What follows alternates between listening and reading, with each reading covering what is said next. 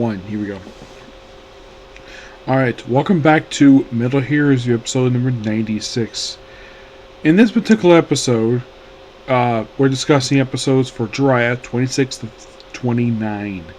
26, basically, the Paper Ninja returns. Yep, first time we see him since episode 12. Yes, where he has since retired from a ninja, his sword has been sealed, and him and Kai, she's the daughter of the ninja he was actually at the hunt, who he basically fell in love with, decided to live happily in. And of course, basically, well, Toa basically can't go because, of course, they think, oh, he's relaxing at a pool. Not really, he has to work. Well, he does, look like he does temp work from what I can tell. Yeah, and while they're there, they have some fun. And then, of course, there's also a subplot here involving, like, get this, this Dragon Palace, which they don't go to this episode. It's like we have this adventurer who found it, and then he just disappears. Oh, and they do find him. Yeah, just by sheer coincidence, he just happened to be, like, get this, he was protecting a bunny. Basically, he was found by Kai and Morha. Yes. So, then of course, basically, like, then the Demon Clan shows up. And the Butterfly Ninja wounds Kai when she's in her ninja form with a poison. Which, of course, basically, the guy eventually heals. Also, at the end of the episode, actually, is Kai's first love. By the way, he does not return after this. And the main sub-villain in this episode is interesting at best. I mean, yes, the Paper Ninja does make a return here, per se, but here's kind of the weird thing related to this guy. Is that, well, in case the villain for this episode, well, it's this development company president who only appears in this solo episode. Him has wear a mask, and oh, by the way, this guy was the elder, was Gasmi elder. Yeah, he was basically a, well, he was a 2-episode character from Jaspion, who just happened to be brought back here for this episode. Yes, I'm not sure why, but they did. Yeah, by the way, his henchman mask, or mask for some reason, yeah, they look a lot like the mask used for, I kid you not, the mask used for the cover poster for Friday the 13th, Part 5, A New Beginning. You're like, that's interesting. Because it is. It is. Yeah. Eventually, he's able to be arrested for trying to turn a pollution thing, like, not pollution, but basically trying to turn this palace into a resort. But it's a really fun episode. It's nice he returned Paper Ninja. We sadly won't see him again until toward the end of the series after this. 27 is a cool episode. I love this episode. Well, because we have an actor returning for this one. But this episode, along with 29, have one small little problem with these two episodes. They use stock footage. In the case 27, I'd say about the first, about almost half the episode basically is stock footage. In the case of 29, I'd say about 30% of the episode is stock footage. So, Toa's overconfident being Jiraiya. So then we have basically someone targeting him, who turns out to be Kenji Oba, who actually also appeared in the previous series as a guest star in 2 episodes. This actually is, yeah. Here's the thing about him, anyways. This character's name is Janjo Ero. Yeah, he only appears in this 1 episode. If you're really curious, does he return to Metal Heroes? After this, sadly put, this will be his last Metal Heroes series he appeared in. Because he never returned to Metal Heroes after this. No, not really.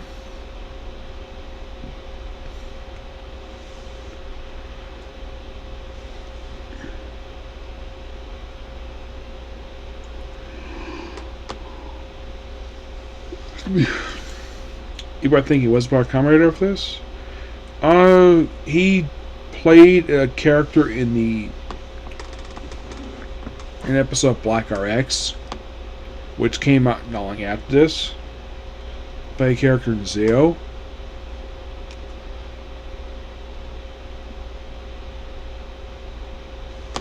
But you're probably thinking, like, what did he do after that? Well, after that, he appeared in an episode of Hurricaneer. He didn't do a lot afterwards. I think most because he basically does stunts. Yeah, he does stunt work.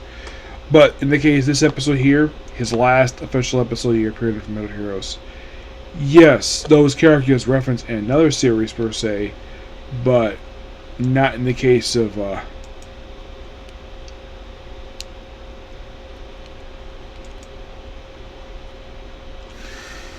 yeah, in the case of Metal Heroes, well, like I said, basically he will return years later, but in the case of series, this would sadly be his last one he appears in. Reason why? If you really want to know the reason.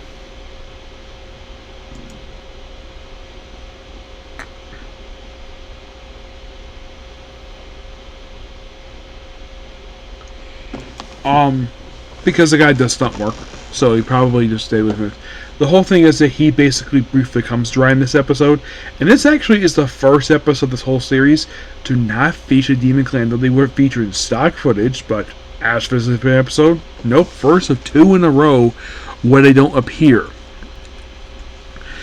As for the reason for this, excuse me, I don't know exactly the reason for it. Per se, it's probably because they want to give him a break for a couple episodes. I have to feature him constantly for 26 straight episodes. And sometimes they're not even the main villains of the story, they're basically supporting villains. I guess they also want to give the actors a break for a couple episodes. So we have two fights between Toho and Kenji-Oba's character. First one, Kenji-Oba's character wins because of his endless skills, which reminds me of a lot of his character from Bad Fury J, Kenya, with his particular moves. And then he has a rematch with him, which of course Toho wins thanks to his abilities. But he does take back the sword, and well, they of course, apparently it turns out he's actually a former student of Toho's. Of course he is. And, well, bye-bye Kenji-Oba. Won't see him in Metal Heroes until the spaceship gather in the movie in 20... Actually, he will return to Metal Hero series thanks to a crossover with, of course, Gokaiger. But his character was fine. It's actually the first time he put out a suit since Chevron. Yes. But I'm sure he's probably glad he got a chance to show off his awesome acting chops.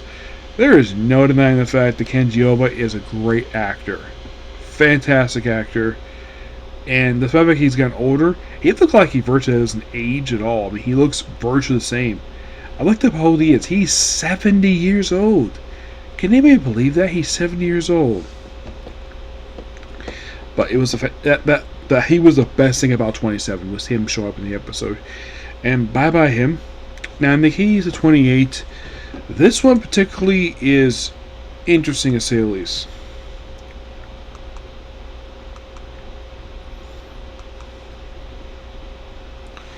You're thinking, what's so interesting about 28? Well, 28 basically is all about Jiraiya's backstory. Which they revealed that, the thing is, they revealed the fact he was adopted back in episode 1, but then nothing was done with that until this very episode. I mean, the viewers knew he was adopted. Unless they forgot that factoid. Viewers may have forgotten. I mean, I haven't because I've been bench watching it the last several days. So, basically, there's this mysterious man who turns out this guy is actually the murderer of Toa's biological parents, whose parents are Hanzo and Chio. Chio was a descendant of the famous clan and as for Hanzo, Not that much is known about him. Like, they don't really say his name, except maybe once, but...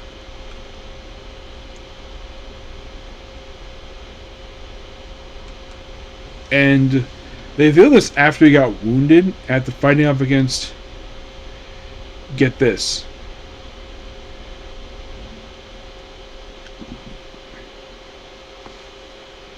Hmm.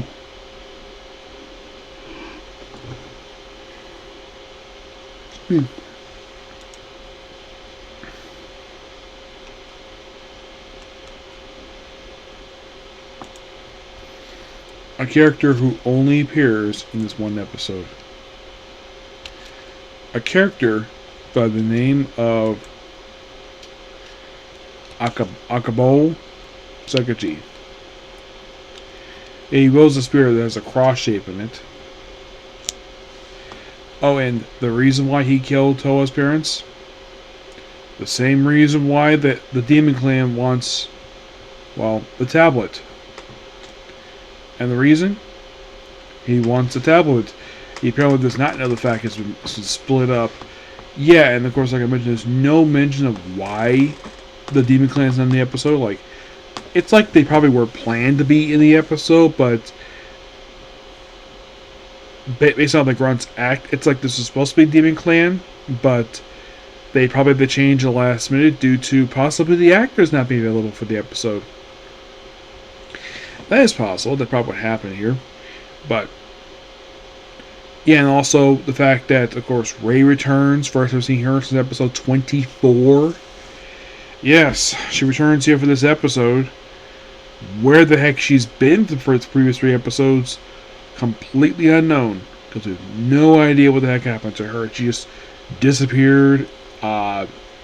She's contacted, and apparently she's contacted because apparently she's got the same blood type as Toa, and also apparently, like, it's implied she may have seen the jar that glows like her eyes, but they don't really do anything with that at all. It's like, well, except the fact that her eyes can glow, and it looks like it's implied that the Jiraiya suit may have come from space, and then we have these 2 objects, apparently like, oh, go to the shrine.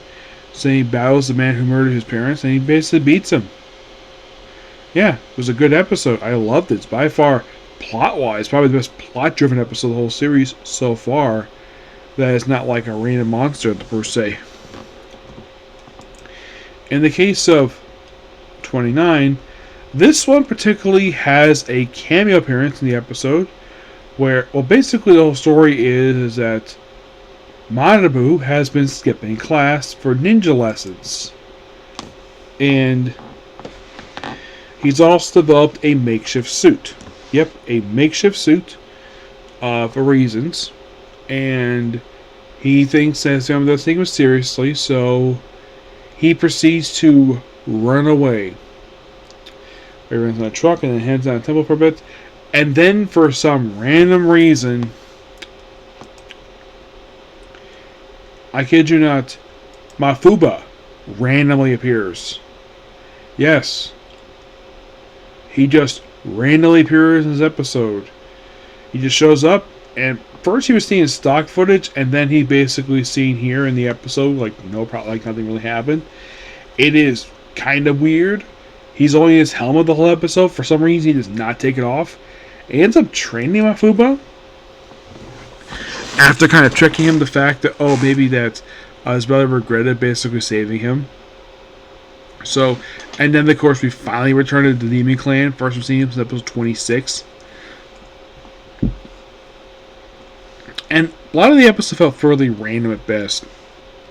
But the most noteworthy thing about 29 is Makabu's suit. Aside from that, and plus also in this episode, I think in the case of, I think it was 28, that was the first time we saw Tozen ride in Toa's ninja car. In the case of Kei, she actually briefly drove it in 26. Yeah, briefly drove it in 26. And in this episode, Fuba, who actually ran in the car before, this actually is the first time that briefly Makabu basically briefly rides in the car. It almost seems like Demon Slayer had no real plan here. Just trick Jiraiya to come out to fight them. Because it felt pretty random, because basically it's a little boy episode. But good film for that. But in the case of these 4 episodes in a nutshell, if you look at them, like 26 is a very interesting episode. It just returned of a character. And some other stuff. But that's something 26 is known for. 27 is the K. Joe appearance. 28 is a plot-driven episode, like I mentioned. And 29 is partial plot-driven episode. I say partial because one character gets development the whole episode. Yeah. And that's pretty much it there for that. So, that is pretty much it, particular view. Oh, before we're in here. While, of course, Toa is looking for his brother, he briefly runs to a woman who only speaks French, who pops up at the end of the episode. Who this woman is will not be revealed to episode 31, which I'll talk about that tomorrow. Yep, I had to bring it up because otherwise, so basically, like, I would have forgotten it. Anything else?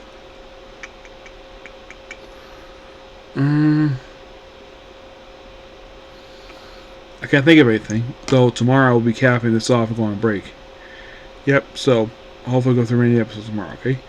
So yeah, that's a particular view. Please be sure to like, comment, subscribe, turn notifications, and I will see you all tomorrow, okay? See you. Bye.